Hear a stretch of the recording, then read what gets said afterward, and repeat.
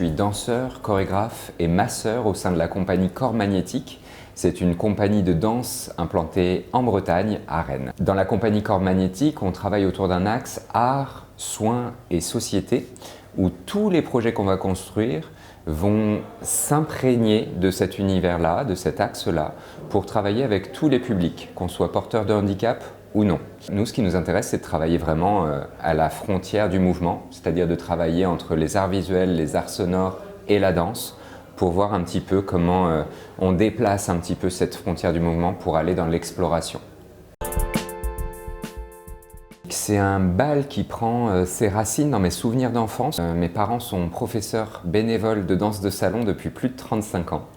Et j'ai toujours participé, dès mon plus jeune âge, à des soirées dansantes et à des bals qu'ils animaient. J'ai voulu leur rendre hommage à la richesse des danses de couple et de proposer du coup un bal qui soit à la fois un spectacle et un bal participatif, donc une soirée 2 en 1, où on peut venir seul ou à plusieurs et on a à la fois la possibilité de découvrir du coup un spectacle et de, si on le souhaite, de rentrer dans la danse. C'est quelque chose qui s'articule en 2 parties. Le tour de danse, c'est vraiment un aspect plutôt spectaculaire où le public s'installe tout autour d'une scénographie designée par Stéphanie Marin avec la musique live de Gérald Curdian. C'est comme un crescendo chorégraphique et musical où ça parle du slow et puis on arrive vers des danses de plus en plus rapides, virtuoses et jusqu'à tendre une main vers le public, libre à chacun et à chacune de la saisir pour venir nous rejoindre dans la danse. Ce bal participatif, ça s'adresse à toutes et tous, qu'on soit porteur de handicap ou pas.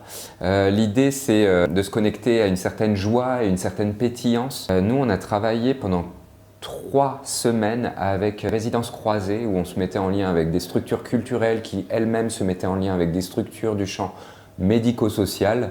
Ce qui nous intéressait, c'était de travailler avec des publics spécifiques et de s'adapter aux besoins de certains publics.